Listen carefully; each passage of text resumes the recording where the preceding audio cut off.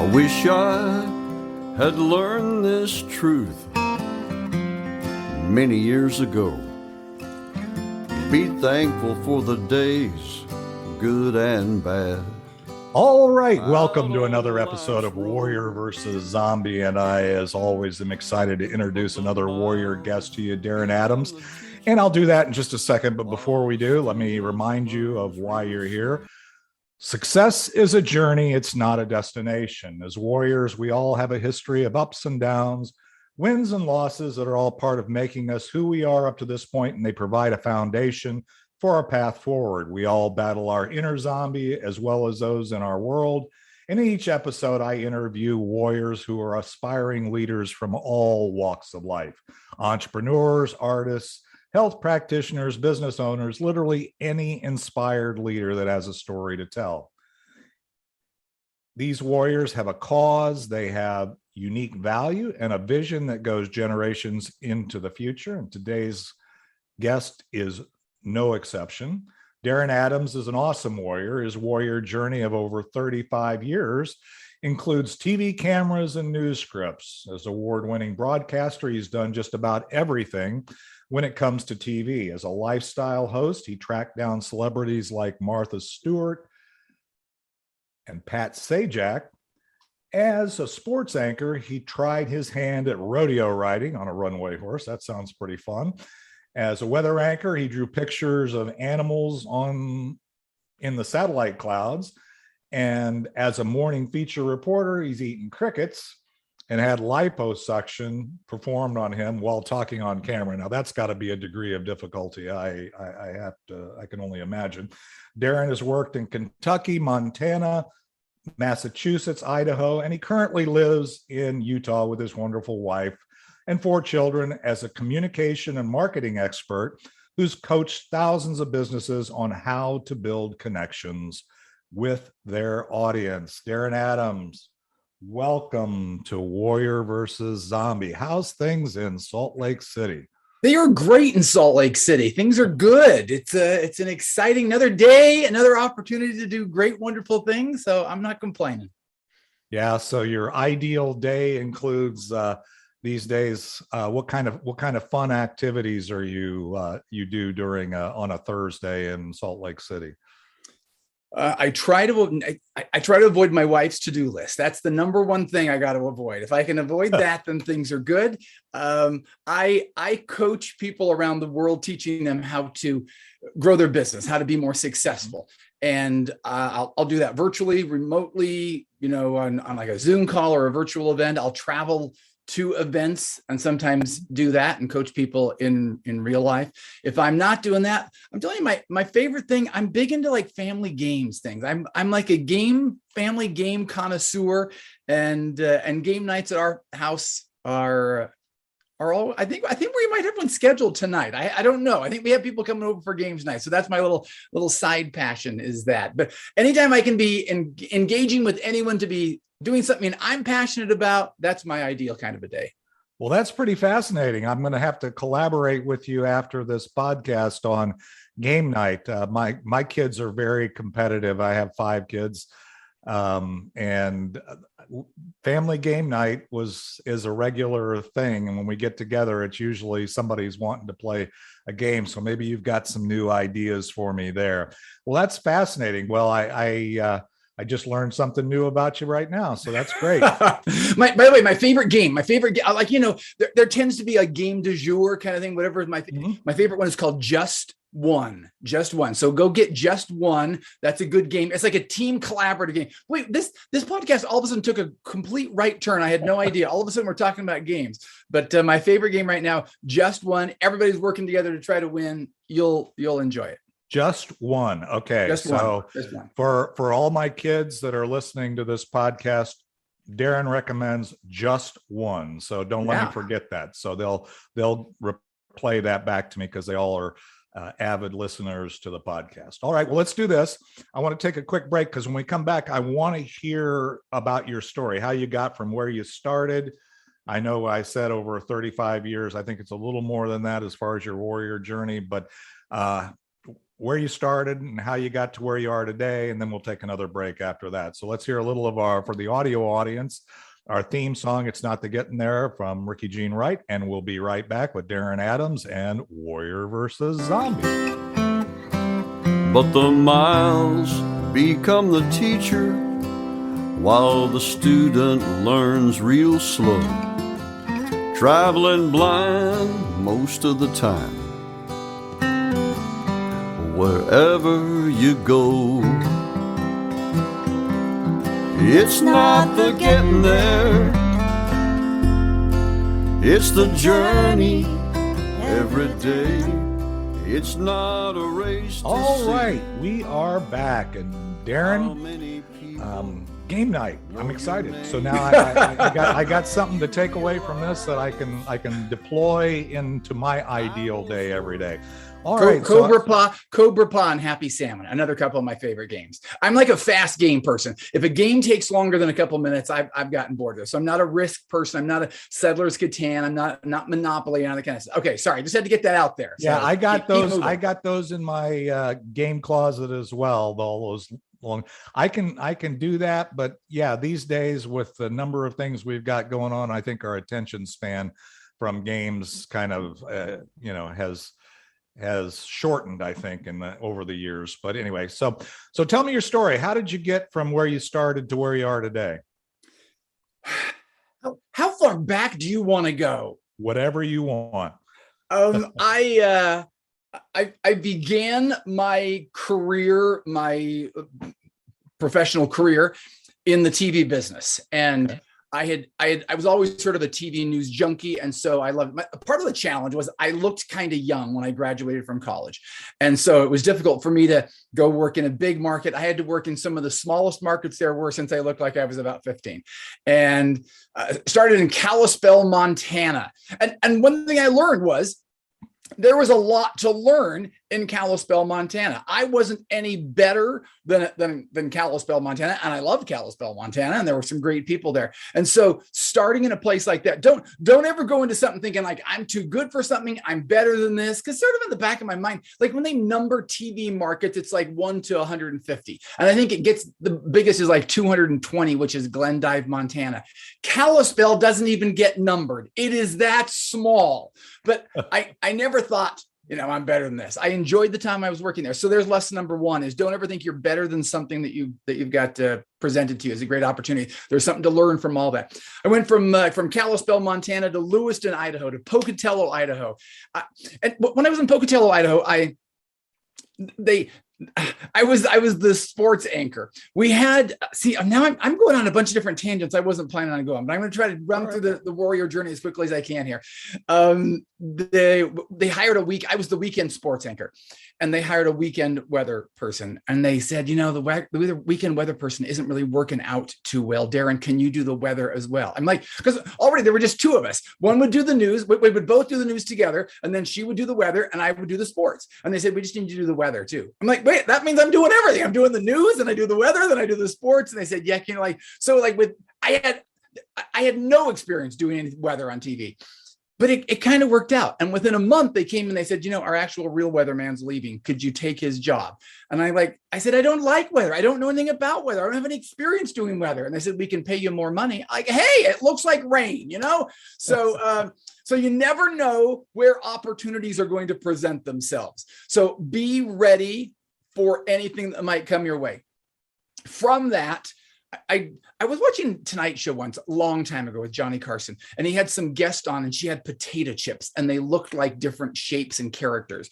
And she had this one that looked like Bob Hope, and Johnny Carson played some trick and made her think he was eating her potato chips, and she had a heart attack. Anyway, I thought that's a fun gimmick, and I thought I should have some kind of.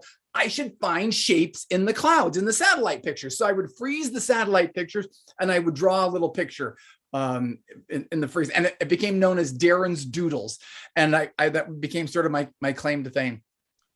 We had a team come in, a new management came and take over, and they really didn't like Darin's doodles. They didn't like me. They didn't like a lot of stuff about me, and that was kind of a blow to me for a while. I'm thinking like, wow, maybe I'm in the wrong industry. Maybe I'm doing something wrong. Maybe I should rethink it, and maybe I should conform to do what they want me to do. And another TV station reached out to me. and they said, we want you to come be our weatherman. So I said, okay, here's some of the stuff I do. I sort of some of this crazy stuff and I draw pictures and I do that. And I said, so do you want me to not do that? And they said, no, that's exactly why we want you. You are different and you are unique. If we wanted some photocopy of everything else, we'd just go find a photocopy of something else. We want you because you stand out. You're different. You're unusual. It gives people a reason to switch their channel or something. So that's one of the third lessons I learned is own what makes you different, be proud of that, and sort of use that in your marketing and your strengths, letting people know how you're different. And the Warrior Journey took me to a bunch of different places until now. I coach businesses around the world. We can talk a little bit about that a little bit later, how I got into that. But when I go and I speak at events and I talk to entrepreneurs and solopreneurs and small business owners, and part of what I teach them is find what makes you interesting, find what makes you unique, and let people know what that is, and share your content and share your expertise and share your knowledge with people. Be generous with what you can give people so that they know. And if they want Joe Schmo like everybody else, they'll go find Joe Schmo like everybody else. They're going to connect with you because you are different, because you offer something that other people don't have. So use that in your marketing. That's how you stand out in your marketing. That's how you let people know I'm different. So that was a way longer answer than you were planning for how I got in my customer journey, but that's sort of how I ended up where I am now. So, and that's pretty cool. And like most warriors that I talk to, we're all focused forward. We have things along the journey that become challenging. You hit on a couple of those in this. One was being asked to do things that you didn't think you were going to do. That's often a journey. The other one is, being present and seeing the opportunity, seeing the door that opened, even if it's not the one that you were expecting.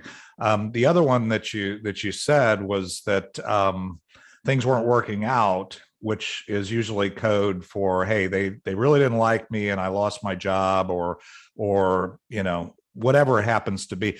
So along the journey, the warriors that are listening to this, we all know that you don't just go through and all of a sudden you're here and you're doing what you're doing today. What kind of challenges, or as we call them, zombies, have you experienced along your journey that you've had to get through? Yeah, the one time when and it's so odd because what I do now for the last 10 years is so not what I did TV, but those are the interesting stories. So I'm gonna sort of share some of those. When I was working at the one TV station, the new management came in and they said, we don't want you to talk fast. And maybe you might have noticed I sometimes talk fast. Yeah. We don't want you to move around. And sometimes I move around. And we don't want you to use your hands. We don't want you to, gesture with your hands and stuff. And so as long as you can stand still, and we don't want you to draw pictures in the clouds.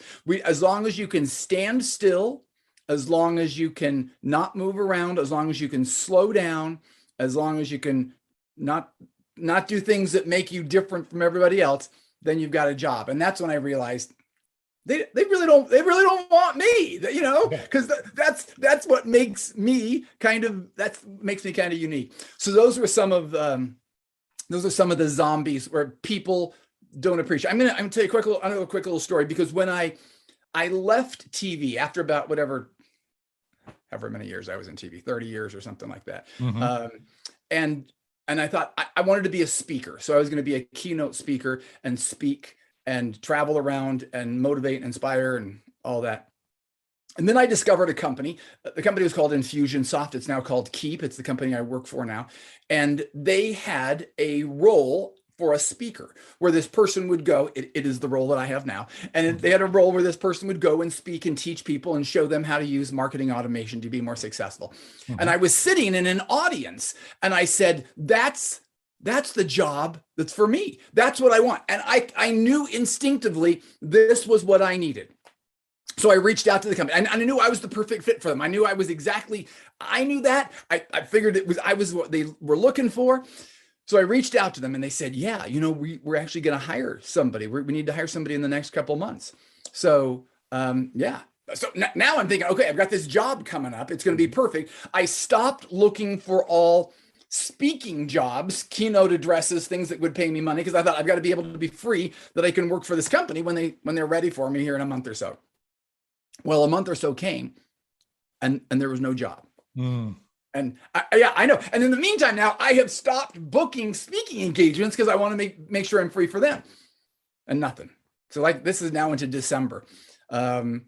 So I said, hey, how's it going? Yeah, we're still working on stuff, and we just got like a big round of funding, so we're doing something. Okay, I'm still here. Like a month goes by, still nothing. I'm like, what's going on? I'm like, oh yeah, we're expanding. We hired to hire a bunch of people, so we're trying to sort that out. So I'm like, okay, another month goes by. I said, hey, and every month there was something that was preventing them, and I could easily at any point have said, okay, I'm just going to cut bait. I'm going to move on. In fact, my wife said, you got to stop. They are not hiring you. That is never going to turn into anything. You've wasted way too much time. You need to go get a real job. You need to start booking some engagements and quit waiting for them. Then we finally made it to February. So now it's been like 6 months, most of that without me having any income, because I'm just waiting for them to hire me. And so they finally did some job interviews, and then they hired somebody else. Like, well, what? How does that work? You've been promising me this job for like 6 months. So then a new manager takes over the team, and he's like, oh yeah, I still want to hire you. Literally, I had to keep at it for another 4 months. Let's see, February, March, April, May, June, like even 4 to 5 months.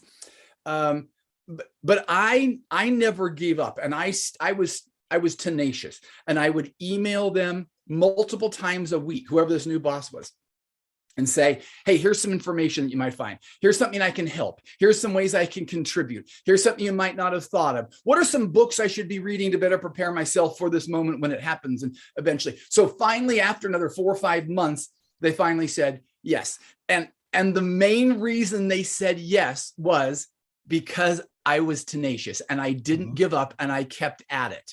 And so often when the zombies start coming, then we say, oh, I'm going to give up, or there's got to be an easier way, and I've got to find some way to get away from the zombies, rather than just taking them on head on and just saying, yeah, I'm going to overcome this. The same principles that I teach people now in marketing is basically do the follow-up, do the automated follow-up, be in touch with people, stay top of mind with them, send more emails, send more texts, make sure people are aware of you. So it's the exact same principle that I used on them for them to hire me. So that's one of the most, that's one of the biggest. Let me tell you one more other quick thing in that I think overcomes zombies more than anything else is your passion. And that's like a real passion. There's something inside of all of us that gets us, that makes us feel passion. It's when you start, when you feel sort of excited, like I'm passionate about family games. We were talking about that. All of a sudden I started getting excited and moving my hands around and stuff. I'm passionate about helping other small businesses. I'm passionate about various things. And when you start thinking about those things you're passionate about, the stomach juices start gurgling around. You start getting a little agitated. You start, getting excited about that. Your pulse starts to quicken. If you're thinking about those things, those are the things that you're passionate about. And if you can engage your passion in whatever you're doing, you will be more successful. People can sense it in you, and they want to follow you. They want to engage with you. If you're following someone who's a passionate speaker or leader or any role, you want to follow them because you want to be part of the passion. So those were two things. I don't even remember what the question was, but somehow we got on the fact that it really wasn't a question. Yeah, use your passion when you're doing stuff. It really wasn't a question. It was really your story, and you've actually shared a number of warrior nuggets, as we call them, along the way here in terms of what you've learned. I think really where we're at, and what I want to go real quick, is let's land the plane for this segment, and we're going to come back, and I want to talk about where you are today, because I kind of got the picture, and obviously this is something that you're really passionate about, and I think the lesson there is we all need to be engaged with our vision and the unique value we bring and why we're on the planet. If you have those things aligned, which is what we're going to talk about in the next segment, it's magic that happens there. But again, it's all about the follow-up and stuff. And I do want to talk about Keep, and I want to talk about where you're at. So let's take a quick break. We'll be right back, and we'll talk about your vision with Darin Adams and Warrior versus Zombie. It's not a race to see how many people know your name. One day you realize time was worth more than the gold. It's not the getting there. When you get there, you'll know. Funny how wisdom and youth are always two different games. All right, we are back. And Darin, that was a very high energy and exciting story. And I'm sure having a lot of story myself, that's the side effect and the benefit of age. There's so many things we could cover, and our journey is one. And you have identified a number of zombies that you've overcome. So let me ask you this. Why are you doing what you're doing today? I picked up some of that in your story, and what kind of value I can see some of that. And then, what's the impact you're hoping to have? So let's talk about that. Yeah. By the way, I love the comment earlier where said, let's land the plane for a second, which basically means the plane is out of control, Darin. You don't know how to fly this plane. Give me the controls, and I'm going to land this for a second. So I'm glad we've landed it, and we're having another flyby here. One of the things that I learned when I was in the TV industry was helping people get their messaging and their marketing. Some of the shows that I worked on is a phrase like something's called pay to play. So someone would pay a fee to come on TV for a segment, and we would, interview them on a lifestyle type show. And, it's like a local chiropractor or a jewelry designer or a cake decorator or something. And part of my job was meeting with them ahead of time so that we could say, we have 3.5 minutes. We want to get your message out the best way we can. We want to have a strong call to action. We want to let people do X, Y, Z. Oh, little sidetrack. You're like, no, not another sidetrack. Please, Darin, not another sidetrack. There was a person who came on once, and we had worked with them and talked to them. Okay, here's the segment. Here are the questions we're going to ask. Here's whatever. So he came on and he sat down, and we said, hey, here's Bob here, Bob. And we asked the questions, and Bob, for some reason, didn't seem to understand that we were doing the segment. And he just was sort of just being glib and not even answering anything. And we went through the whole 30 minutes. And then we said, okay, we'll be back.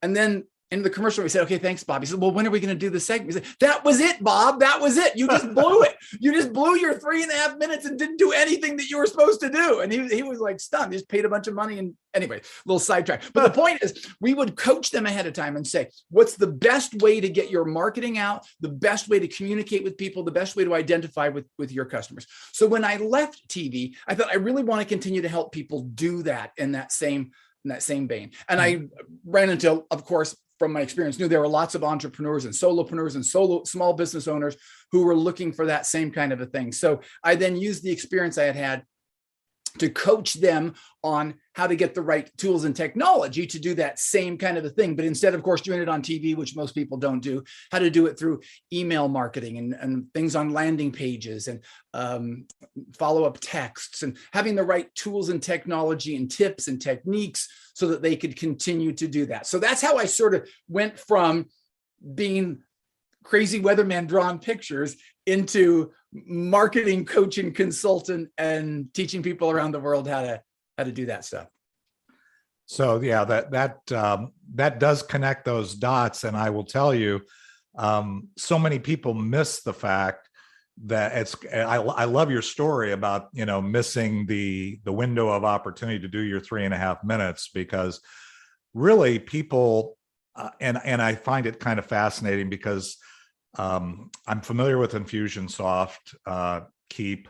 I know kind of what you're doing. And one of the things I have an aversion to or don't like is some of the automation, because people forget that there's prep. You have to be prepared, and you have to know why you're doing what you're doing, and know the value you're providing, and know what you're trying to accomplish. It's not just an automation. So people get very mechanical, and then most of the automations come at you, and the follow-up is great, but they come at you in a very automated fashion, non-human fashion that turns me off. So I'm curious as to how do you bridge that gap as you're talking about, I won't use kind of the disparaging term that used to be associated with Infusionsoft, which was Confusionsoft, for the people, because you had to hire a consultant to actually implement the program because an individual entrepreneur couldn't do it, and so on and so forth. I can give you all, I mean, I've looked at it. I work with a lot of entrepreneurs.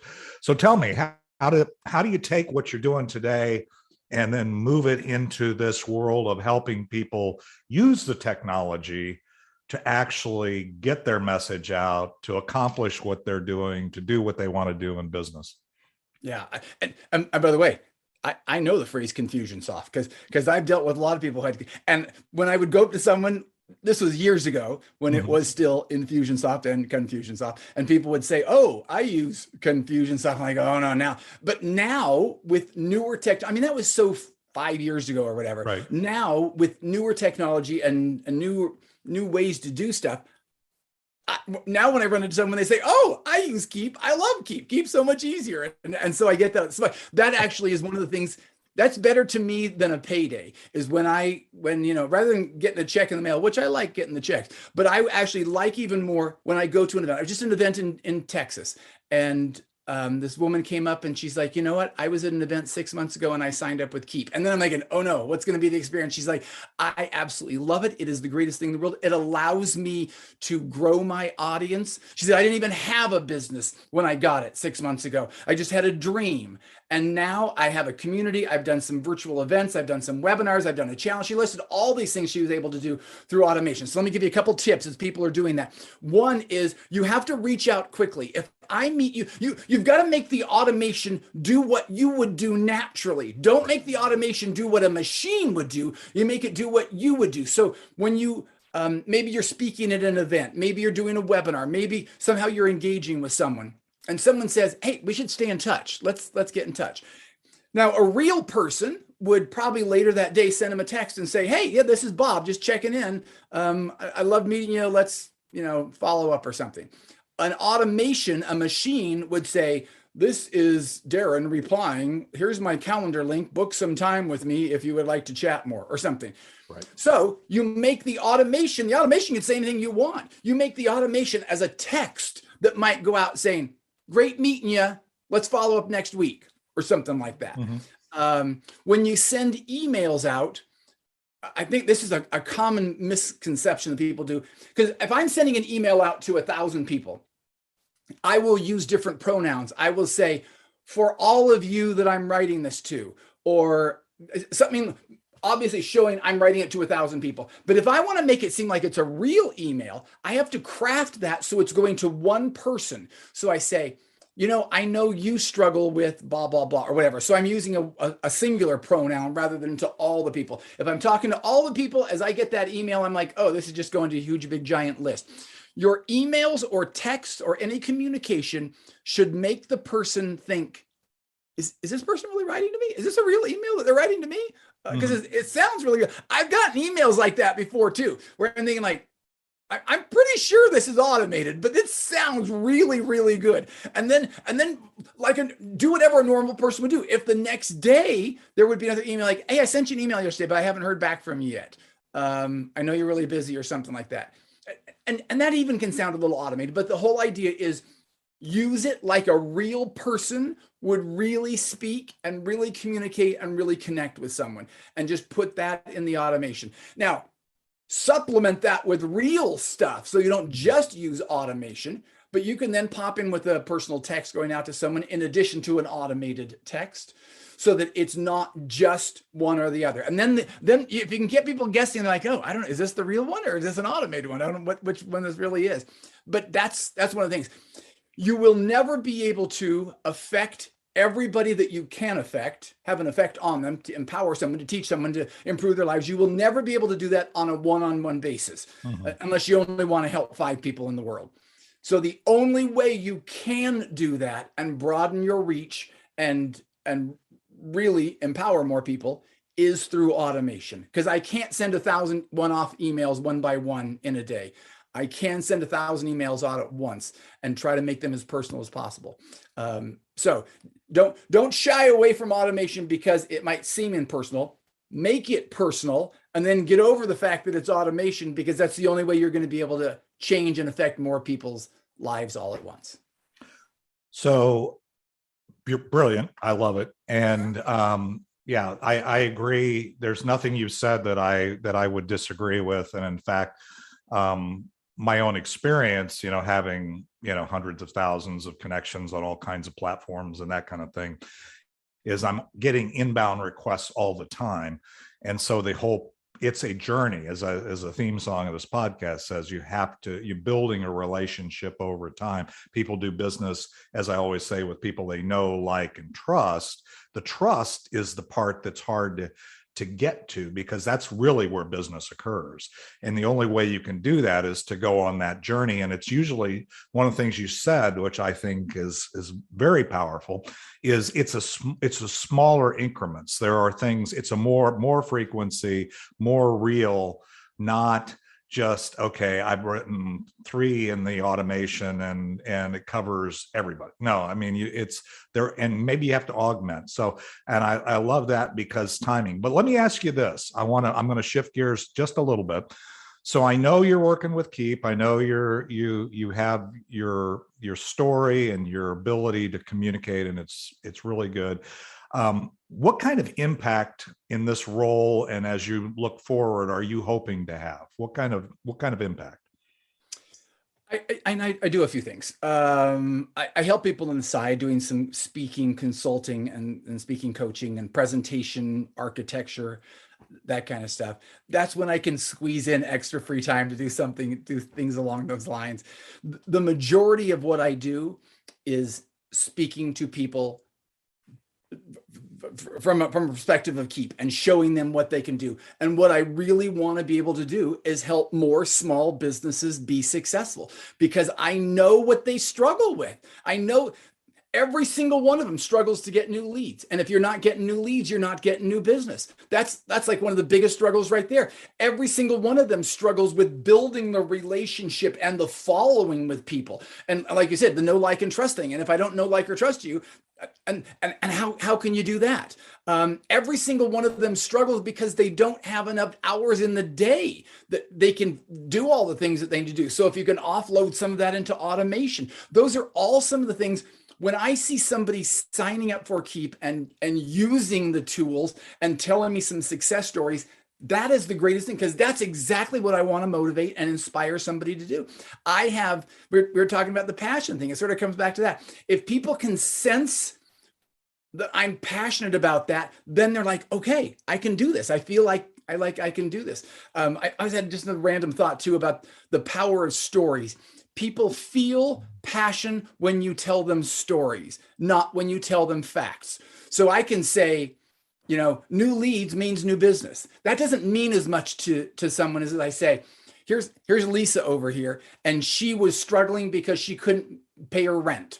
And so she put out this program, and it's a way for people to enroll, and she teaches them, I don't know, whatever it might be. And she got up on a stage, and she did a virtual event, or she did a webinar, and she got 83 people that signed up. And from those 83 people, 47 of them bought her program, and now they're doing amazing things. But even more amazing is that she now has this income coming in, and she's made a certain, obviously I'm just making this story up, but when I tell that story where people can see new leads means new business, that means is more powerful than if I just say new leads means new business. If I can tell the story of someone who literally goes it, then people can picture themselves. Oh, see, another little random thought. People are motivated when they hear a story of someone who has a problem they can relate to, who did something that they can relate to. So it's a person like them they can relate to, a challenge like them that they're relating to, with a solution that they can envision in their mind. So if you can tell someone a story with those things, someone they can relate to, with a problem they can relate to, with a solution that they can envision them doing, that's what motivates them to action. That's brilliant. And again, that's keeping people on the journey. Those warriors listening to this will kind of get the thematic thing that you just said, because that's why we do story and then talk about the value and then where we're going, because of just that. As people, they'll listen to you, but they get more engaged with you as a warrior when they understand that you're on a journey and you've had some experience and you've gotten through this. Well, let's do this. I'm going to take a quick break, and we're going to come into, since you like the land the plane, we're going to come into what I call the land the plane segment, which is really, if we take away anything from this discussion, we've covered a lot of stuff. If we take away anything from this podcast, what one or two or three, warriors are always overachievers. What did we take, what do we take away from this? And then I want to tell the audience how to stay in touch. So let's take another quick break, hear a little more Ricky Jean Wright, and It's Not the Getting There. And we'll be right back with Darin Adams and Warrior versus Zombie. Funny how wisdom and youth are always two different games. The years flew by so fast, is the common human complaint. The memories in our minds turn to diamonds in our soul, and by the grace of God. All right, we are back, and Darin, we don't have any problem with energy here. This is great. I love the passion. I love the energy. I love the alignment, as always. It's always so fascinating to me when I get introduced to warriors and we realize that, hey, we may not be on exactly the same journey, but we're very aligned, and I love that. So as I said before the break, if we take away anything from this discussion or podcast, what one or two things do you want us to make sure we take away? Number one thing I want to let people know is people will be engaged when they can feel your passion, when they can feel something. I'll tell you a quick little story. I was working at a TV station, and there was a woman who was coming in for a guest appearance, and she was like our fashion contributor. And so she was supposed to have Holly's favorite fashion find. And so we said, okay, and this is like the latest trend, the hippest, trendiest, whatever. And she's going to unveil it for us. And we said, Holly's, what's your latest? And she said, it's turtlenecks. And it was like, it was like March heading into April. Nobody's thinking about turtlenecks this time of year. And we're like, how can we stop? This segment is not what we're expecting. This is not good for our credibility that we're telling people to go buy turtlenecks. And she's like, no, they were on sale at Old Navy. They're this great verse. And she pulls it out. And she's like, look at all the colors and look at the fabric. It's amazing. You've got to have these turtlenecks, and they're on sale right now. You've got to run to your Old Navy and buy not just one, but buy one in every color and every size. Everybody's got to go get it. Well, we're thinking this is the worst thing ever. It turned out every Old Navy within like 70 miles sold out of turtlenecks within an hour after that segment aired. And it wasn't because of the actual content. It wasn't because people actually needed a turtleneck. It was people felt her passion. And when she's like, I need you to do this. I need you to get up and run to Old Navy and buy these turtlenecks. That's what motivates people to taking action, is feeling passion, getting them to do something. So what I need for everyone to do is realize, how can you let people feel your passion? How can you let them feel what you're about? Because that's what will help you be more successful as you're motivating other people to be successful. If you can let your passion come out and so people can feel that. Like, hopefully right now during this segment, hopefully in the podcast, you're like, yeah, this guy's totally passionate about stuff. Hopefully you've been able to sense that. So however you might do that, whether it's in real life, standing on a stage, speaking to people, communicating with people and picking them up and carrying them with you. Maybe it's in emails, doing marketing, doing follow-up, engaging with people through a landing page. Let them feel your passion that way. But if you can let them, people always love passion. People are attracted to passion. They want to be part of it. They want to ride the coattails of passion. If you can let them come along with you on your passionate ride, you'll be more successful. So if you're a small business owner, you're a coach, you're a trainer, you're whatever like that, you do that through your marketing, your emails, your text, your landing pages, your automation, all that kind of stuff, but let them feel your passion. They'll be more successful. You'll be more successful. Wow. Okay. So that's brilliant. I love it. I think too many folks get too mechanical, and I love hearing it from somebody who's focused and on the tools and the delivery, and realizing that until that stuff is all good, but it really is about moving forward in your journey and knowing why you're here and knowing the journey you're on and making sure that you stay inspired by that. And that comes across in everything you do. So I think that's just absolutely brilliant. And it's like the train, because we're talking about keep. The train is keep. The train's pulling into the station. But what's the train pulling? What's the cargo that it's bringing? That's what you bring. See, now you're getting me too riled up. You got me going too early, too soon, and now I'm totally off the rails here talking about trains. Your content, your information, your help is what's in the cargo of the train, as the train keep then delivers the cargo, the passion to people. So yeah, don't get too caught up with, I just got to have a train pull into the station. The most important thing is, what's the train carrying as the cargo? Well, and that's brilliant because, and I'm going to ask you the next question, which is how do we stay in touch? But for the audience, we're going to do a mastermind towards the end of the month. I think it's Friday. I don't even remember the date, but check our show time and you're going to be on that, and we'll have more time to talk about what's on the train and how to deploy some of this stuff. But tell me, so aside from that, and you're already on the Be Connected platform, and we'll work on making that more useful to you as time goes on. And so I know people can go to Darin, and it's Darin. You should be able to find it's still a relatively small, few 10,000 plus communities, not millions like you have on all the other social media platforms. This is actually social business, so it's more aligned with that. But tell me, how else do we stay in touch? How can we connect with you after this podcast, Darin? Yeah, I'm just going to give you my email address if people want to get in touch with me. I'd love to be able to help anybody I can. It's Darin, Darin .adams@keep.com. Keep is spelled Keap, not like the regular keep, Keap. So Darin, Darin .adams@keep.com. I'm on LinkedIn. I guess you can connect with me that way too. But yeah, just drop me an email, stay in touch. If there's something I can do to help anybody, I'd love to be able to do whatever I can.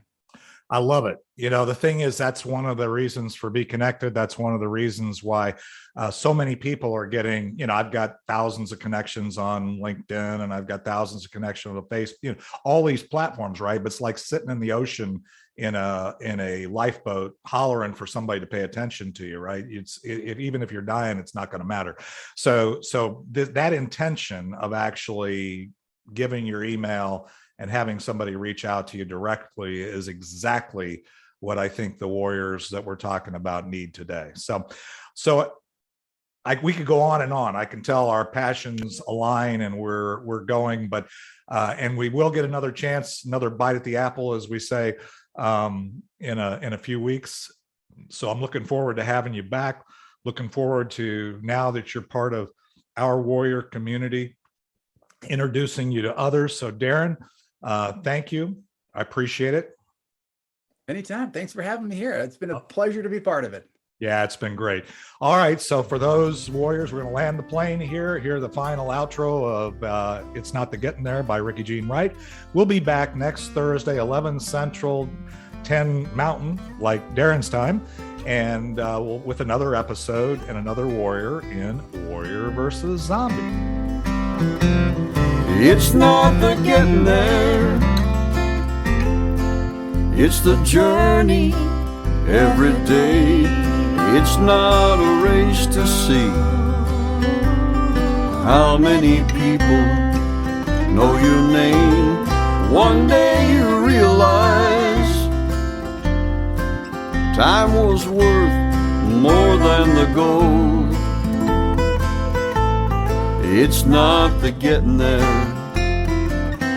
When you get there, you'll know. One day you realize time was worth more than the gold. It's not the getting there. When you get there, you'll know.